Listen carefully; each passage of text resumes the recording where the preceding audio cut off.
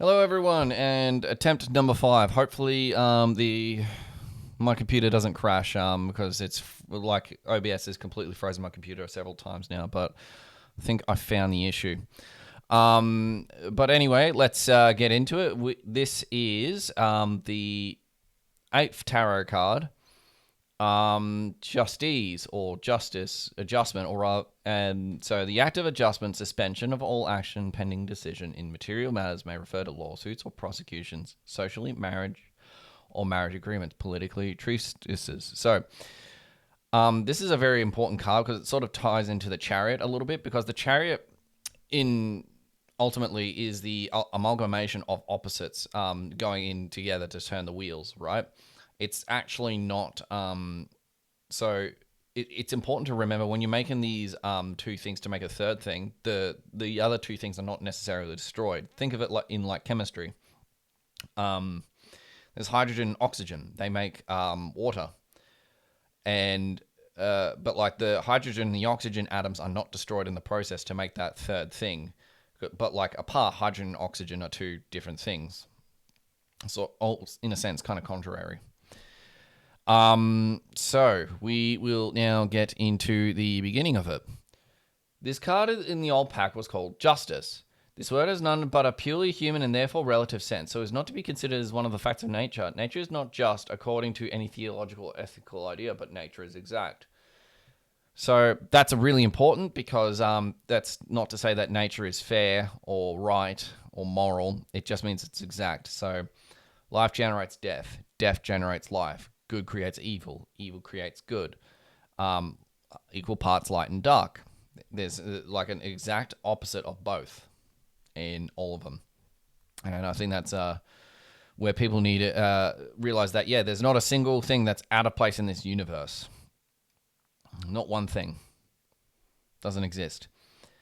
So, yeah. And, okay. Computer hasn't frozen yet. That's a good sign. Okay. This card represents the sign of Libra, ruled by Venus. In it, Saturn is exalted. The equilibrium of all things is hereby symbolized. It is final adjustment in the formula of Tetragrammaton, when the daughter redeemed by her marriage with the son is thereby set up on the throne of the mother. Thus, finally, she awakens the eld of the All-Father. So, yeah, that's just because Tetragrammaton. So Zeus is like the expansion principle. Saturn is contraction. So expansion is like the creation of the world and that kind of thing. So it's the final formula of Tetragrammaton when it creates Alpha and Omega, because Zeus was the last child, but also the first in a sense, because he was the last one to be born by Kronos, but because of the order of disgorgement of all of his siblings, he became the first. So there's that really important thing to keep in mind. In the greatest symbolism of all, however, the symbol of being all planetary and zodiacal considerations, this card is the feminine complement of the Fool. For the letters Aleph Lamed constitute the secret key of the Book of the Law. I haven't actually looked into that, but I think that might be really important. And this is the basis of a complete Kabbalistic system of greater depth and sublimity than any other. The detail of this system has not yet been revealed. It has been thought right, nevertheless, to hint at its existence by equating the design of these two cards, not only therefore because Libra is a sign of Venus, but because she is the partner of the Fool, is the goddess represented as dancing with a suggestion of Harlequin. So basically the same sort of revelry kind of partaker of it, if you think about it, with like Harlequin and the Fool. But since the Fool is like that speech, the sign sort of way for the logos that sort of creates the world, the Harlequin is like the I guess the opposites that manifest. It's like the Harlequin is the manifest part of it. I'd actually really like to look up the etymology of Harlequin at some point. Actually, let's do that now. So, Harlequin. Harlequin meaning. So what is a stock male character in traditional pantomime, typically masked and dressed in a diamond pattern costume. Small. Okay, so Yeah, so it's sort of the same thing, but what about Harlequin etymology? That'll be very interesting. Harlequin etymology. Um, King Hurler, Kindred of Hell. Damn, Kindred of Hell. There you go. That's quite interesting. Um, or devil or demon. Wow. All right. The devil. All right. The figure is that of a young and slender woman poised up exactly upon toe tip. She is crowned with the ostrich plumes of Mart, the Egyptian goddess of justice, and on her forehead is the Urious serpent of Lord of Life and Death. Oh, there is a serpent. I didn't notice that. She is masked, and her expression shows her secret, intimate satisfaction in a domination of every element of disequilibrium in the universe. This condition is symbolized by the magic sword which he holds in both hands and the balances on the spheres in which he weighs the universe. The alpha, the first balance exactly against the omega. So alpha, I guess, which is the movement, is balanced against exactly omega. But what would you consider first, alpha or omega, as light or dark? That's another really important question. So yeah. So alpha, the first balance exactly against omega, the last. So when you think about that, right? Again, going back to Zeus, he's the first and the last. Same thing. These are the judex and testes of final judgment. The testes in particular are symbolic of the secret course of judgment, whereby all current experience is absorbed, transmuted, and ultimately passed on by virtue of the operation of the sword to further manifestation. This all takes place within the diamond formed by the figure which is concealed vesica of Pisces. Yeah, as you can see, sort of there. Through which this sublimated and adjusted experience passes to its next manifestation. She poises herself before a throne composed of spheres and pyramids, four in number, signifying law and limitation, which themselves maintain the same equity that she herself manifests, though on a completely impersonal plane, in the framework within which all operations take place. Outside this, again, at the corner of the card are indicated balanced spheres of light and darkness, and constantly equilibrated rays from these spheres form a curtain, the interplay of all those forces which he sums up and adjudicates. So, yeah, so that's the whole curtain of light, the whole net of being, like the veil in that diamond, and that's sort of like constituted with Saturn and that kind of thing.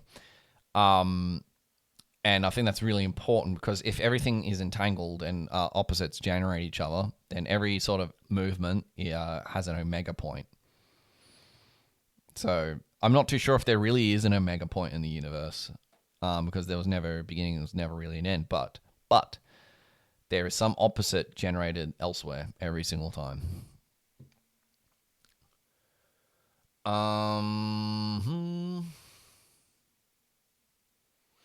One must go more deeply into philosophy. The trump represents the woman satisfied. Okay, that's kind of interesting.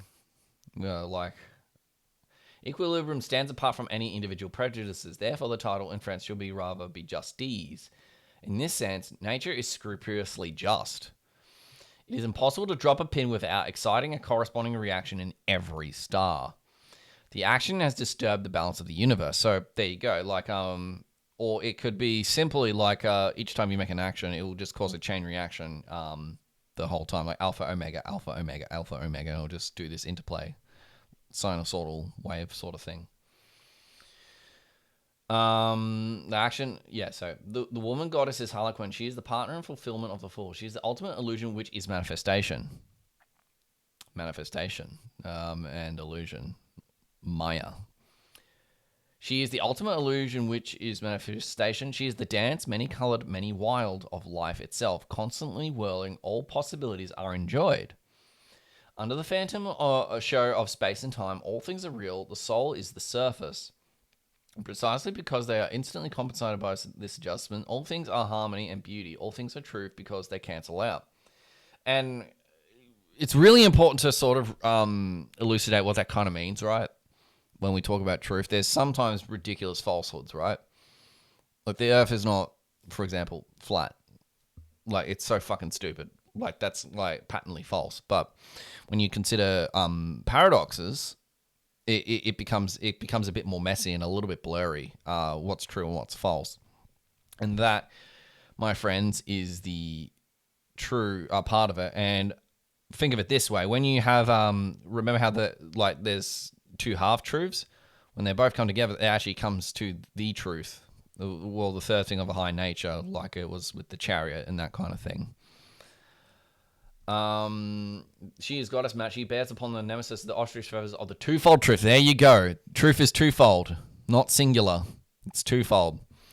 And ultimate truth is silence, ladies and gentlemen, if you want ultimate truth, which means nothing. So there's that. From this crown, so delicate that the most faintest breath of thought must stir, depends by chains of cause. The scales wherein alpha, the first, is poised in perfect equilibrium with omega, the last.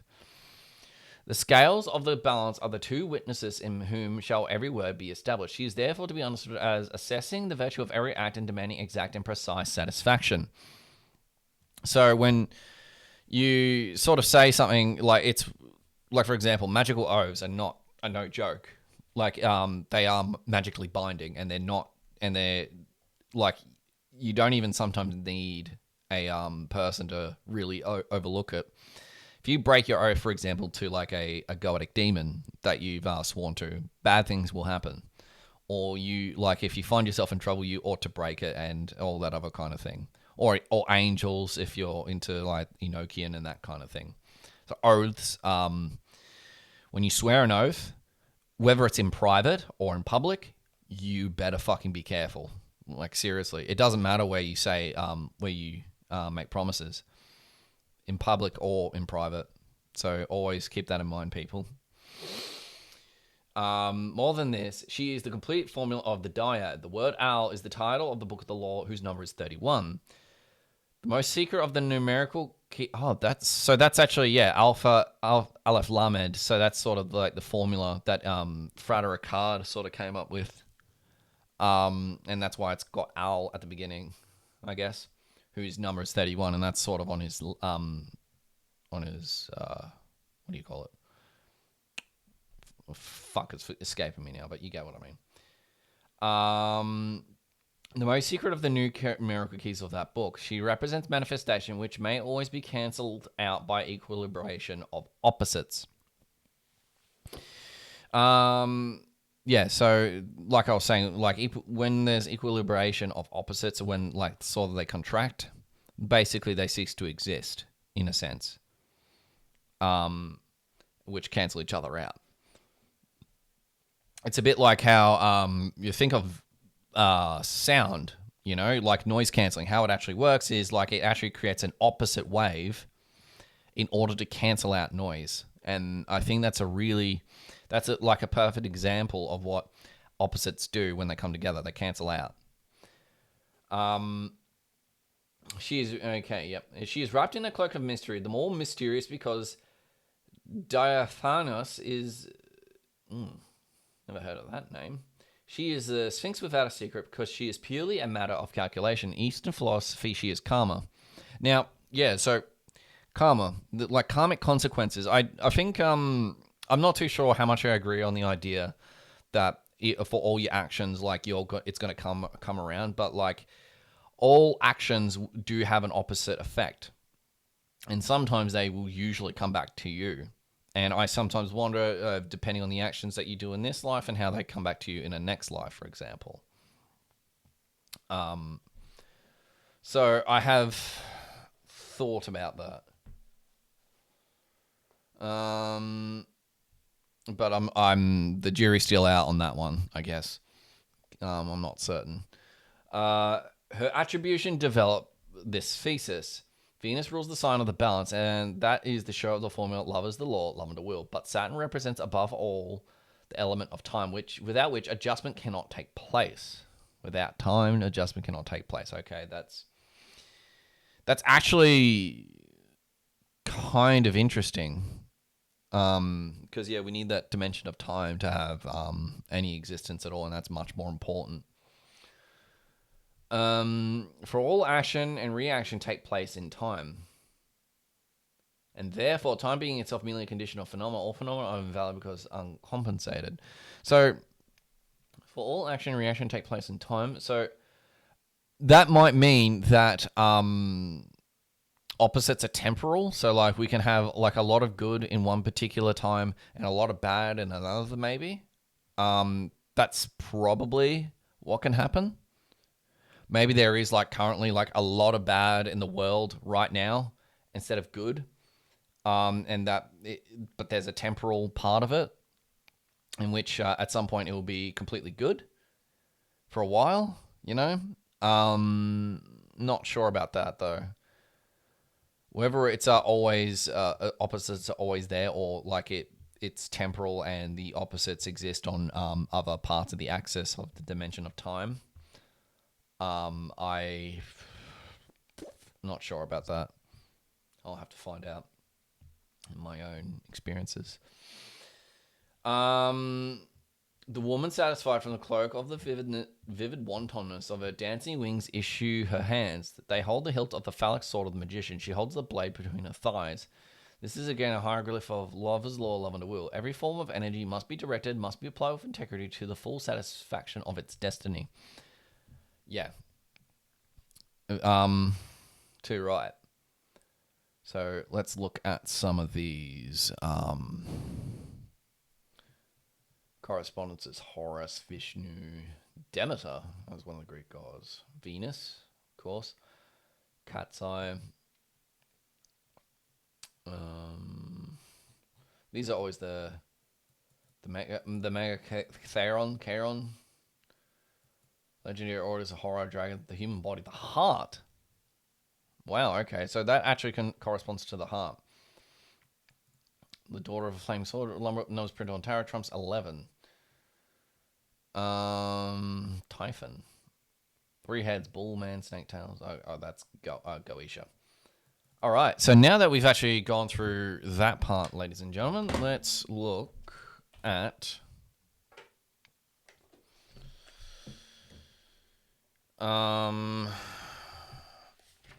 Justice, which is the next one. So we're doing the Understanding Thoth Tarot. This is always a really fantastic reference because Lord Milo Duquette really pulls things apart in ways that most people cannot. Okay, here we go. The daughter of the Lords of Truth, the ruler of the balance, zodiacal trump of Libra, Venus rules Saturn exalted, original design of conventional figure of justice with scales and balances. Hebrew letter Lamed, an ox goad. Tree of Life, path 22, joining Gabra. Colors emerald green, blue, deep green, pale green. Balance against each thought, its exact opposite. For the marriage of these is the annihilation of illusion. And that is 100% true. If you can balance the opposites and actually integrate, and I think that's another really important part, like that's, as we were talking about with the chariot, since it's sort of relegated to the gut, once you can actually embody it and actually digest it as two things, make it into one, then you are set. Your illusions are gone.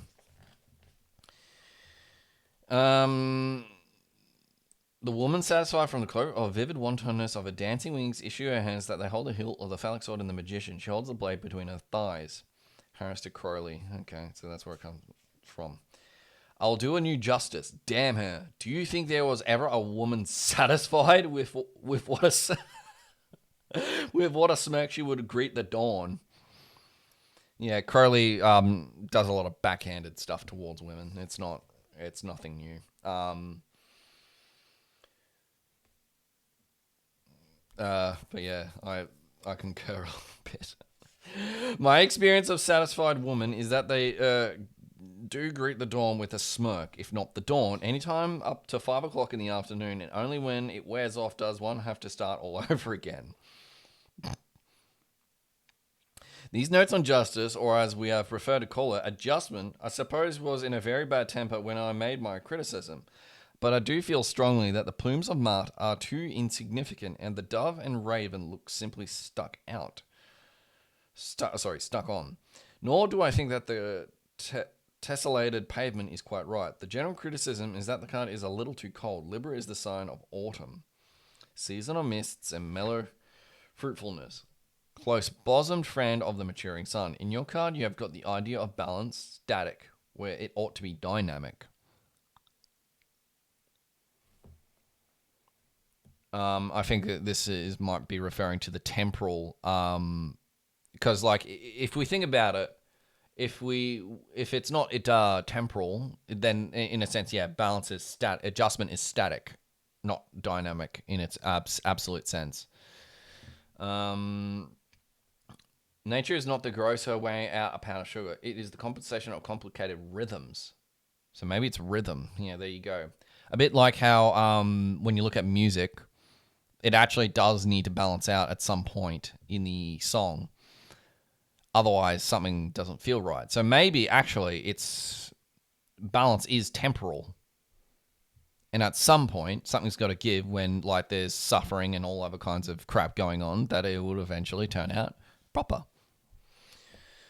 I should like you to feel that every adjustment was a grand passion. Compensated should be a festival, not a clerk smugly pleased that his accounts are correct. It seems to me that this doctrine is very important as a commentary on the text existence is pure joy. I feel sure that the connection of Venus and Saturn with the sign is significant in this respect. The compensation is surely the awakening of the elder of all father, the constant reproduction of the original purity from the last stage of illusion. Compare what I have said above about the number 10. To return to adjustment, those birds bother me very much. I don't think they belong. I think they come from Noah's Ark. It would be better to simplify this card by leaving them out altogether. I feel sure that when you get the Venus and Saturn dancing, moving firmly in your mind, you will produce a lady whom you will like better.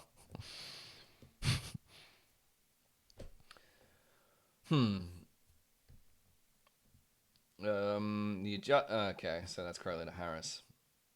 And the adjustment being queer with me, she has, after all, insisted on being Beardsley. Also, Harlequin comes in and out of it, so I must have to submit. But why Harlequin? Is there any connection? Also, she won't sit down, but stands on her toes, just balanced. The design result is good. That blue is cobalt, I take it. The instruction says blue, blue, green, pale green, emerald. That emerald is a vile pigment and poster paints. Oh dear. Bit of a weird one, because these are mainly just quotes that has been put out. Okay, but yeah, here we get to the actual text from Longmire Duquette, which is just a small paragraph. Judging from what is written in the above excerpts from the Crowley-Harris correspondence, it is clear that the early drafts of adjustment bore little resemblance to the finished product.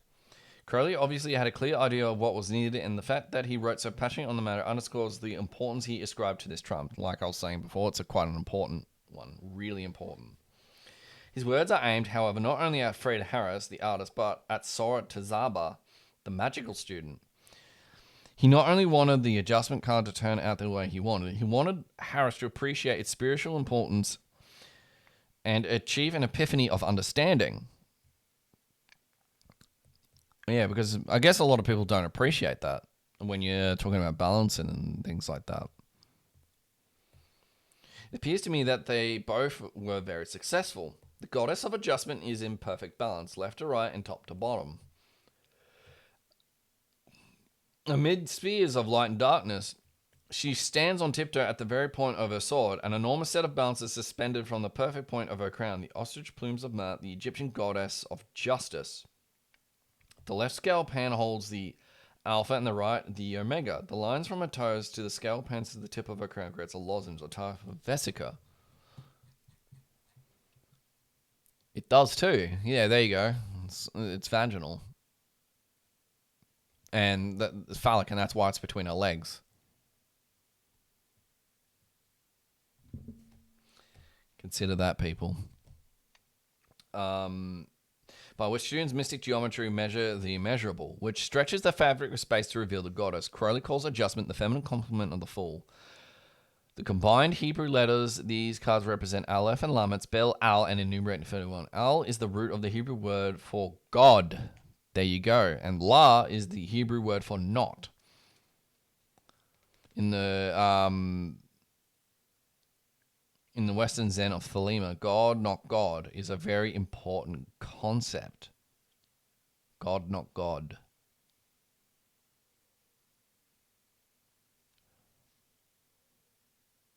Damn, man. That is actually probably one of the more profound things that I haven't actually even completely wrapped my head around. And that will bring us to the end of that talk. Thank you very much for being here, ladies and gentlemen. So the issue was just a fucking hard drive somehow crashing OBS. And that's the adjustment I had to make to get this thing to freaking work. Would you believe that? So, if you like this, please like, share, subscribe to my Substack and or YouTube. I will see you guys later. Bye for now.